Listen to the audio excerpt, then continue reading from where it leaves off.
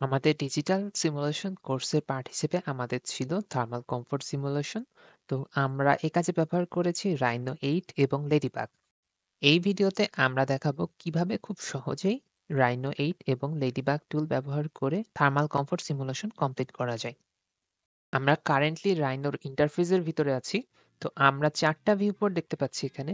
একটা টপ, একটা পার্সপেক্টিভ, একটা ফন্ট, একটা রাইট। আমরা আমাদের কাজ করার সুবিধার্থে এই ভিউপোর্টগুলোর সহযোগিতা নিয়ে থাকি। যদি আমরা প্ল্যান লেভেলে কাজ করতে চাই তাহলে আমাদের টপ ভিউ এর দরকার পড়ে। আমরা যদি 3D ভিউ এর কাজ করি তখন আমাদের পার্সপেক্টিভ ভিউপোর্টের দরকার পড়ে। আর যদি এলিভেশন অথবা সেকশন লেভেলে কাজ দরকার পড়ে তখন আমরা ফন্ট অথবা রাইট যেকোনো একটা ভিউপোর্ট ব্যবহার করতে পারি। পার্সপেক্টিভ ভিউপোর্ট নেভিগেট করার জন্য আমরা মাউসের রাইট বাটন প্রেস করে সেটাকে মুভ করতে পারি। আর যদি আমাদের প্যান করার প্রয়োজন পড়ে তখন আমরা শিফট চেপে মাউসের রাইট বাটন প্রেস করব। এখন আমরা ফাইলসে যে ইম্পোর্ট অপশনে যে আমাদের যেই 3D মডেলটা আমরা তুলতে চাই সেটার ক্যাড ফাইলটাকে ইম্পোর্ট করে নিব।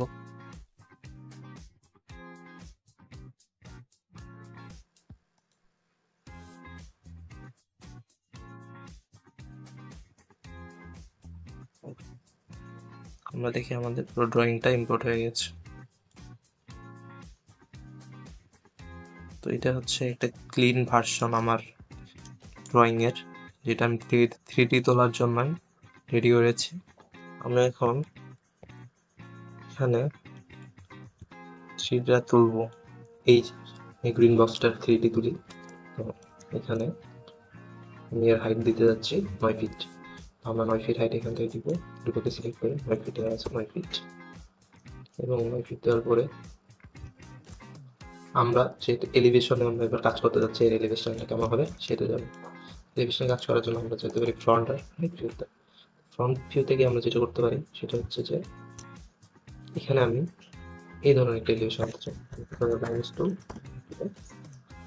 এখান থেকে আমি 3 ফিট ঢুকতে যাচ্ছি, তো আমি এটাকে কন্ট্রোলে এই পয়েন্টগুলোতে আসবো, এর থেকে একটু বেশি আনতে পারি। এখানে এটা সিলেক্ট করবো। এখানে দেখা যাচ্ছে যে এটা আমার মডেল থেকে অনেক দূরে রয়েছে, তো আমরা এটাকে আরো মডেলের কাছাকাছি নিয়ে আসবো। আমরা 3D তেও দেখতে পাচ্ছি এটা আমার কাছে চলে আসছে। তো এবারে আমরা যেটা করতে পারি, আমরা 3D তেই কাজ করতে পারি পার্সপেক্টিভ ভিউতে। তো আমরা এটাকে এই মাছটাকে কাটবো এটা দিয়ে, এর জন্য আমরা ওয়্যার কাট ইউজ করতে পারি। এটা আমি ডিলিট করে নিলাম, তো আরো একটু কাছে নিয়ে গেলাম। আমরা যে কমান্ডটা দিচ্ছি হচ্ছে ওয়্যার কাট। প্রথমে কি বলছে যে কাটিং কার্ভ, যেটা দিয়ে আমি কাটবো এটা, এবং যেটাকে কাটবো সিলেক্ট কাটিং কার্ভ, ওকে, এবং সিলেক্ট অবজেক্ট টু কাট, এই অবজেক্টটাকে কাটতে যাচ্ছি। তো এন্টার।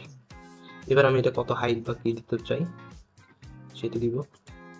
এবার অবজেক্টটাকে কত দূর কাটবে সেটারও ডাইমেনশন এখান থেকে দিব, এন্টার দিলাম। এটা অবজেক্টটি কেটে গেল।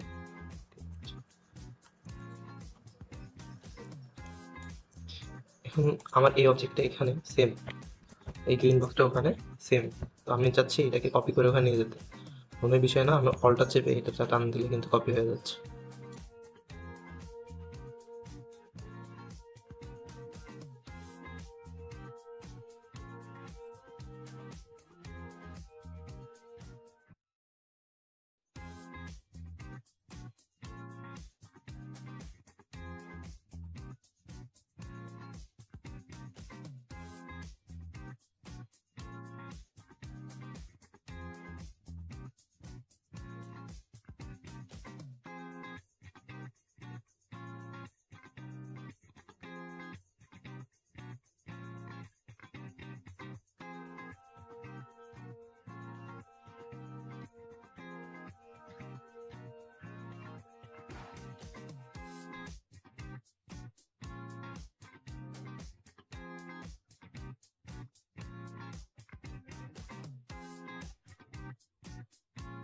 আমাদের 3D মডেলটি কমপ্লিট হয়ে গেছে।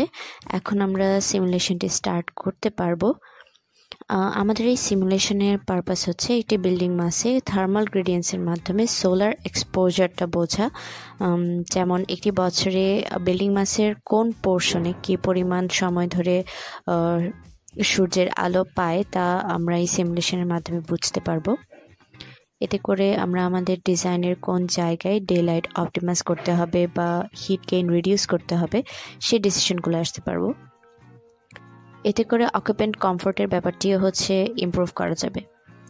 তো এই সিমুলেশনটি রান করানোর জন্য আমরা রাইনো 8-এ গ্রাসহপার আর লেডিবাগ টুলটি ইউজ করব। আমরা আগেই লেডিবাগ টুল ইনস্টল করে রেখেছি। প্রথমে গ্রাসহপার অন করে নেব। স্ক্রিনের টপ লেফট কর্নারে গেলে দেখব আমরা একটি কমান্ডের টাইটেল বক্স আছে, সেখানে গ্রাসহপার টাইপ করে আমরা এন্টার প্রেস করব।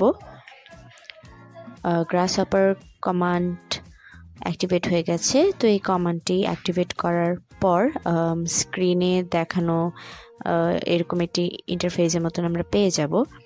তারপর স্পেস বার প্রেস করলে একটি ডায়লগ বক্স শো করবে, যেখানে আমরা টাইপ করব প্যানেল। এখন প্যানেলের অপশনটি সিলেক্ট করে নিলে একটি ফাঁকা প্যানেল শো করবে। প্যানেল কিছু টাইপ করতে হলে ডাবল ক্লিক করে টাইপ করা যাবে। এখন ওপরের যে রিবনটি আছে সেখান থেকে আমরা লেডিবাগ অপশনে চলে যাব। আমাদের প্রথম কাজই হচ্ছে ওয়েদার ইনফরমেশন ইনপুট দেওয়া। ওটার জন্য আমাদের এখান থেকে এলবি ডাউনলোড ওয়েদার এই অপশনটিতে যেতে হবে। এখানে দুইভাবে ইনফরমেশন ইনপুট দেওয়া যায়। যদি ডেস্কটপে আমাদের ওয়েদার ইনফরমেশন যে ফাইলটি আছে সেটি সেভ থাকে, তাহলে আমরা ডিরেক্ট ফাইলটি ইনপুট দিতে পারি, অথবা ওয়েবসাইট থেকে আমরা সরাসরি ইউআরএলটি কপি করে এখানে পেস্ট করতে পারবো। আমরা এখানে ওয়েবসাইট থেকেই প্রজেক্ট লোকেশনের যে ইপিডব্লিউ ফাইল আছে সেটা ডাউনলোড করব। তো আমরা ব্রাউজারে চলে যাচ্ছি।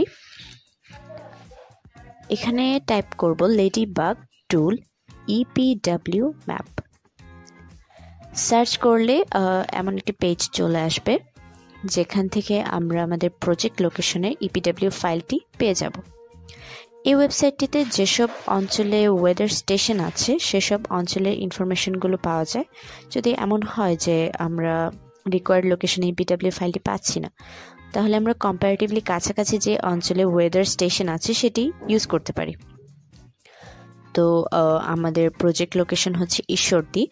এখান থেকে ইউআরএল কপি করে ফাঁকা প্যানেলটিতে পেস্ট করতে হবে। প্যানেলটিতে আমরা ওয়েদার ইউআরএল পেস্ট করার পর ওয়েদার ইউআরএল অপশনটি আছে তার সাথে আমরা এভাবে কানেক্ট করে দিব। যদি আমরা ফোল্ডার থেকে পেস্ট করতাম তাহলে প্যানেলটি আমরা ফোল্ডার অপশনের সাথে কানেক্ট করতাম। এখন ইম্পোর্ট ইপিডব্লিউ প্যানেলটি নিয়ে নিব রিবন থেকে। ইপিডব্লিউ ফাইল আমরা এভাবে কানেক্ট করে দিব।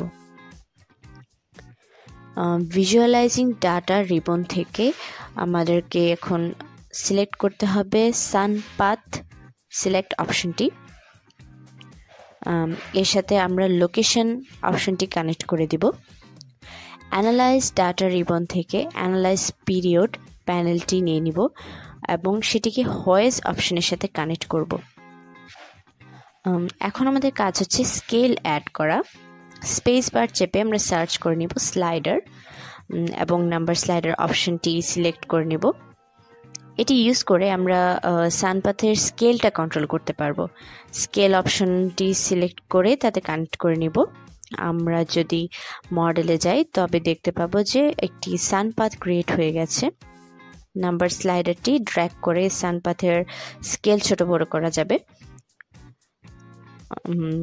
নেক্সট স্টেপ হচ্ছে আমরা সার্চ করব লেডিবাগ ডাইরেক্ট সান আওয়ার এবং এটি প্যানেল নিয়ে নেব এবং প্যানেলটিকে ভেক্টর অপশনের সাথে কানেক্ট করব। স্পেস বার চেপে নাম্বার স্লাইডারে 1 প্রেস করে গ্রিড সাইজের সাথে কানেক্ট করব, আর সেমভাবে আবার স্পেস বার প্রেস করে 2 টাইপ করে স্লাইডারটিকে অফসেট ডিস্টেন্স অপশনের সাথে কানেক্ট করব। এখন আমাদেরকে জিওমেট্রি অ্যাড করতে হবে। আমরা স্পেস বার চেপে জিওমেট্রি টাইপ করে সেটার সাথে জিওমেট্রি কানেক্ট করে দেব। সিমুলেশনটি রান করানোর জন্য আমরা এখন একটি টগল সুইচ অ্যাড করব। সার্চ করে নিব বুলিয়ান টগল। প্যানেলটি রানের সাথে কানেক্ট করব। টগলটি এখন ফলস শো করছে, এটা ট্রু হয়ে গেলে আমাদের সিমুলেশনটি রান করবে। তার আগে আমাদেরকে জিওমেট্রি সিলেক্ট করে নিতে হবে। তো জিও প্যানেলে রাইট ক্লিক করে সেট মাল্টিপল জিওমেট্রিক অপশনটি চুজ করে নেব। তারপর পুরো মডেলটি সিলেক্ট করে এন্টার প্রেস করব। আমাদের জিওমেট্রি সিলেক্ট হয়ে গেছে। যদি কোনো ভুল থাকতো তাহলে এই প্যানেলটি হোয়াইট না হয়ে অন্য কোনো কালার হতো। সিমুলেশনটি এখন রান করানোর জন্য টোটালি প্রিপেয়ার। ফলসে ডাবল ক্লিক করে সেটিকে ট্রু করে নিলেই হচ্ছে সিমুলেশনটি আমাদের রান করবে। তো আমরা ফলসে ডাবল ক্লিক করে নিলাম। ট্রু হয়ে যাওয়ার পরপরই হচ্ছে আমাদের সিমুলেশনটি কমপ্লিট হয়ে যাবে। এখানে কিছুটা সময় লাগতে পারে, ডিভাইসের পারফরমেন্সের উপর আসলে লোডিং স্পিডটা ডিপেন্ড করে। তো আমরা কিছুক্ষণ অপেক্ষা করব। এখন আমরা দেখতে পাচ্ছি আমাদের টগল ট্রু হয়ে গেছে।